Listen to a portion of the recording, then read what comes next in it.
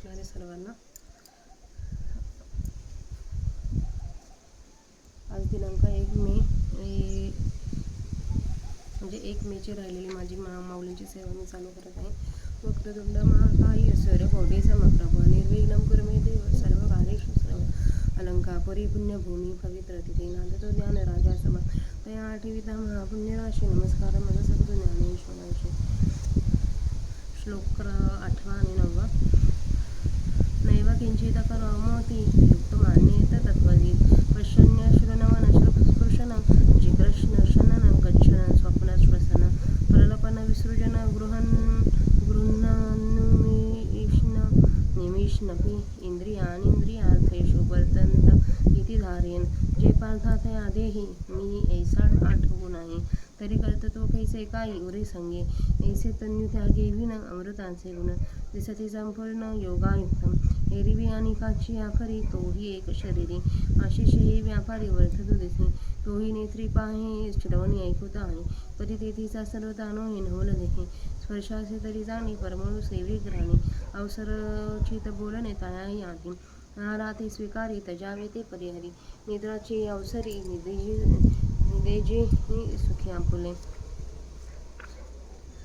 आपुलेने इच्छावशे तोही गा चालतो दिसे पै सकळ कर्माईसे राहटे केर हे सांगू काही ऐक एक देखे श्वासोश्वास साधिका आणि निमिष आदी करुणी पडतातयाच्या ठाई हे आघवीचे आधी परी तो करता नव्हे काही प्रतिती बळे जे भ्रांतीसे जे सुधला ते स्वप्ने मुखे सुखी भूतला मग तो ज्ञानोदयी चेईला म्हणून ब्रह्मानध्याय कर्माने संग त्यक्त्वा करोति यः उप्यतेन पापेन पत्रमी वांबसा आता अधिष्ठान संगती अशेषाही इंद्रियवृत्ती आपुलेली आरती वर्तताही दीपाचे निप्रकाशे गृहीची व्यापार जैसे देही कर्म जात तैसे योगयुक्ता तो कर्म करी सकळे परिकर्म बंधा नाकळे जैसे निसिंबे जळी पद्मपत्र कायेसे मनसा बुद्ध्या कैवलरेंद्रियार्पी योगिनाः कर्म कुर्वन्ति संग त्यक्ता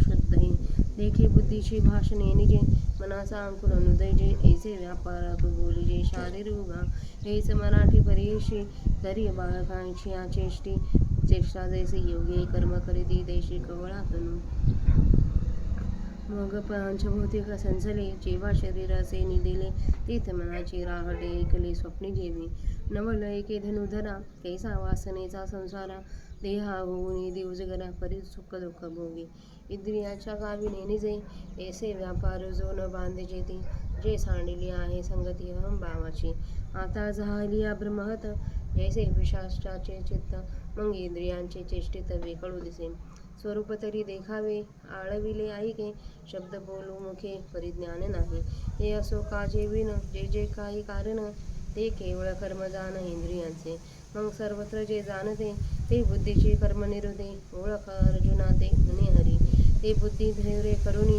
कर्म करीती चित्त देऊनी कधी ते नैष्कर्म्यापासून मुक्त दिसते जे बुद्धीची ठेवूनी देही तया अहंकाराची सेची नाही म्हणून कर्मेची करिता पाहे चोखाळले अगा करीती विन कर्म तेची ते निष्कर्म हे जाणते सवर्म गुरुगम्यजी आता शांतरसाचे भरिते सांडी तू हा हे पात्राते जे बोलणे बाल पुरवते बोलवले येथ इंद्रियांचा पांगू जा फिटला हे सांगू त्या सेची आधी लागू परी सावळ्या हा असो ती प्रसंगू न संडीपा कथा लागू होईल श्लोक संगती भंगू म्हणून या जे मना आखळीता मुखवाडे घागू सीता बुद्धी नाथुडे ते देवाचे निसरवाडे सांगे वेल तुझं जे शब्दातीत स्वभावी ते बोलीची जरी फावी तरी आणि काय करावे सांगे कथा हा अर्थविशेषू श्रोतयांचा जाण निदास निवृत्तीचा मने संवाद तया दोघांचा परी सोनी तरीसा मग कृष्ण मने पालथा दे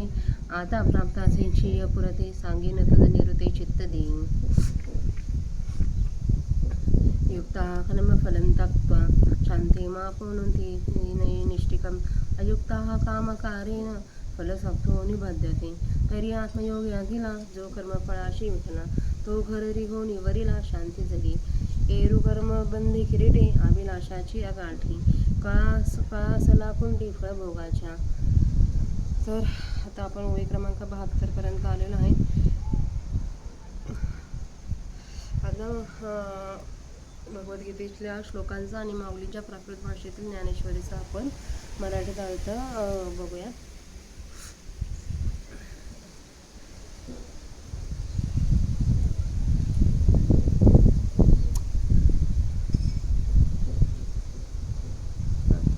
पाहता असता, ऐकत असता, स्पर्श करीत असता, वास घेत असता, खात असता, चालत असता, झोप घेत असता, श्वास घेत असता, बोलत असता, देत असता, घेत असता, डोळ्यांच्या पापण्यांची उघडझाप करीत असता, विषयांच्या ठिकाणी इंद्रियांची प्रवृत्ती असते, असे लक्षात आणून खरे स्वरूप जाणणाऱ्या तत्ववित्त कर्मयोगाने मी काही करत नाही असे लक्षात ठेवावे. कारण अर्जुना, त्याच्या ठिकाणी मी देह आहे अशी आठवणच नसते, तर मग कर्तेपणा कुठचा? तो कर्तेपणा तिथे राहील काय? सांग. याप्रमाणे शरीराचा त्याग केल्याशिवाय अव्यक्त परमात्म्याचे सर्व गुण त्या कर्मयोगाच्या ठिकाणी स्पष्टपणे अनुभवास येतात. एरवी तोही इतर लोकांप्रमाणे शरीरात असून सर्व व्यवहार करीत असताना दिसतो. तो देखील इतर लोकांसारखा डोळ्यांनी पाहतो, कानांनी ऐकत असतो, परंतु आश्चर्य पहा की तो त्या व्यवहाराने मुळीच लिप्त होत नाही. तो स्पर्शासही समजतो, नाकाने अन्नाचा अनुभव घेतो व समयोचित बोलण्याचा व्यवहारही त्याच्याकडून होतो. आहाराचे सेवन करतो, टाकायचे ते टाकतो व झोपेच्या वेळेला सुखाने झोप घेतो. तो आपल्या इच्छेनुसार चालताना दिसतो. असा तो सर्व कर्मांचे खरोखरच आचरण करतो. हे एक एक काय सांगावे. पहा, श्वास घेणे व सोडणे आणि पापण्यांची उघडझाप करणे इत्यादी कर्मे. अर्जुना पहा, त्याच्या ठिकाणी सर्वच असतात, परंतु तो आपल्या अनुभवाच्या सामर्थ्यावर यांचा करता मुळीच होत नाही. ज्या वेळेला तो भ्रांतिरूप अंतर्नावर झोपलेला होता, त्या वेळेला स्वप्नाच्या सुखाने घेतला होता. मग ज्ञानाचा उदय झाल्यावर तो जागा झाला, म्हणून तो आपल्याला करता समजत नाही. जो ब्रह्माच्या ठिकाणी कर्मे अर्पण करून फलाची आसक्त टाकून कर्म करतो, तो कमलपत्र जसे पापण्यापासून अलिप्त असते, तसा पापापासून अलिप्त असतो. आता चैतन्याच्या आश्रयाने सर्वेंद्रियाची वृत्ती आपल्या विषयांकडे धाव घेत असतात. दिव्याच्या उजेडावर ज्याप्रमाणे घरातील व्यवहार चालतात, त्याप्रमाणे ज्ञानाच्या प्रकाशात योगयुक्तांची सर्व कर्म देहात चालतात. ज्याप्रमाणे कर्माचे कमळाचे पान पाण्यात असून पाण्याने लिप्त होत नाही, त्याप्रमाणे तो सर्व कर्म करतो, परंतु धर्माधर्मरूप कर्मबंधाने आखळला जात नाही. कर्मयोगी केवळ शरीराने, केवळ मनाने, केवळ बुद्धीने आणि केवळ इंद्रियांनी फलासक्ती टाकून कर्म करतात, म्हणून त्यांची चित्तशुद्धी असते. ते अहंकार विरहित कर्म करतात, म्हणून ते कर्म करीत असूनही शुद्ध असतात. पहा, जे कर्म बुद्धीला समजण्याच्या पूर्वी व मनात विचार उद्भवण्याच्या अगोदर होते, त्या कर्माच्या व्यवहाराला कायिक व्यवहार म्हणतात. हे स्पष्ट पाहिजे असेल तर ऐक. ज्याप्रमाणे तान्ह्या मुलाची हालचाल असते, त्याप्रमाणे योगी केवळ शरीरानेच कर्म करतात. मग हे 5 भूतांची बनलेले शरीर ज्या वेळेला झोपलेले असते, त्यावेळेला ज्याप्रमाणे एकटे मनच स्वप्नात व्यवहार करते. अर्जुना, एक आश्चर्य पहा, या वासनेचा विस्तार केवढा आहे. तो देहाला जागे होऊ देत नाही, पण सुखदुःखाचा भोग भोगवितो.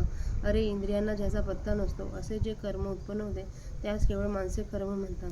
योगी तेही कर्म करतात, पण ते त्या कर्माने बांधले जात नाहीत, कारण त्यांनी अहंकाराची संगडी टाकलेली असते. आता ज्याप्रमाणे भूत संचार झाल्यामुळे चित्त भ्रमिष्ट होते, मग त्या माणसाच्या इंद्रियांच्या क्रिया अमीळ दिसतात, त्याप्रमाणे त्यास रूप तर दिसते, हाका मारलेले ऐकू येते, तो त्या तोंडाने शब्दांचा उच्चारही करतो, परंतु हे सर्व केल्याची त्यास जाणीव नसते. हे राहू दे, तो प्रयोजनापासून जे जे काही करतो, ते सर्व केवळ इंद्रियांचे कर्म आहे असे समज. मग श्रीकृष्ण अर्जुनाला म्हणाला, सर्व ठिकाणी जाणण्याचे जे काम आहे, ते खरोखरच बुद्धीचे आहे असे ओळख. ते कर्मयोगी बुद्धी पुढे करून मनपूर्वक कर्म करतात, पण ते निष्कर्म्य स्थितीस प्राप्त झालेल्या पुरुषापेक्षाही मुक्त दिसतात, कारण त्यांच्यामध्ये बुद्धीपासून देहापर्यंत कोठेही अहंकाराचे स्मरणच नसते. म्हणून अशा कर्माचे आचरण करीत असतानाही ते शुद्धच असते असे समज. अर्जुना, कर्तेपणाचा अहंकार टाकून केलेले जे कर्म, तेच निष्कर्म्य होय. ही गुरुकडून कळणारी मर्माची गोष्ट प्राप्त पुरुष समजतात. आता माझ्या बोलण्यातील शांतरसाचा पूर मर्यादा ओलांडून उचंबळत आहे, कारण बोलण्याच्या पलीकडे गोष्टीचे व्याख्यान करता आले आहे. ज्यांच्या इंद्रियाविषयींचा पराधीनपणा चांगल्या तऱ्हेने नाहीसा झाला आहे, त्यांनाच ही ऐकण्याची योग्यता आहे. या ज्ञानेश्वर महाराजांच्या बोलण्यावर संत श्रोते म्हणतात, हे विषयांतर करणे पुरे, कथेचा संबंध सोडू नकोस. कारण तसे करण्याने श्लोकांच्या संगतीत बिघाड होईल. जे मनाने आकलन करणे योग्य कठीण आहे, घासाघीस केली तरी बुद्धीला जे प्राप्त होत नाही ते दैवाच्या अनुकूलतेने तुला सांगता आले. जे स्वभावतः शब्दांच्या पलीकडचे आहे ते बोलण्यात जर सापडले तर अनेकांचे काय प्रयोजन. तेव्हा तो श्री कृष्ण अर्जुन संवादाची चाललेली कथा सांग. श्रोत्यांची अशी ही अतिशय उत्कंठा पाहून जाणून निवृत्तीनाथांचे शिष्य ज्ञानेश्वर महाराज म्हणतात, कृष्ण आणि अर्जुन या दोघांत झालेले संभाषण एवढा वेळ ऐकले ते लक्षात घेऊन यापुढे ऐका. मग श्रीकृष्ण अर्जुनाला म्हणाले, आता तुला कृतकृत्य झालेल्या पुरुषाचे चिन्ह संपूर्ण सांगेन. तू चांगले लक्ष दे. कर्म करणारा योगी कर्मफलाचा त्याग करून अत्यंत श्रेष्ठ अशी शांती मोक्ष मिळवतो. कर्मयोगाच्या ठिकाणी अयुक्त असलेला व फलाच्या ठिकाणी आसक्त असलेला मनुष्य कामाच्या योगीने प्रेरित झाल्यामुळे बंधन भोगतो. तरी या जगात ज्ञानयोगाने जो संपन्न झाला आहे आणि ज्याला कर्मफलाचा वीट आला आहे त्याला घरात घुसून शांती वळते. अर्जुना, त्याहून दुसरा अयुक्त कर्माच्या बंधनामुळे अभिलाषेच्या जाळ्याने फलभोगाच्या कुंठ्याला बांधला जातो. तर आजच्या 30 ओळ्या आता इथं वाचून झालेल्या आहेत. तर याच्या पुढच्या राहिलेल्या मी आता पूर्ण करते, म्हणजे माझे 3 दिवसाचं राहिलेलं कंप्लीट होईल.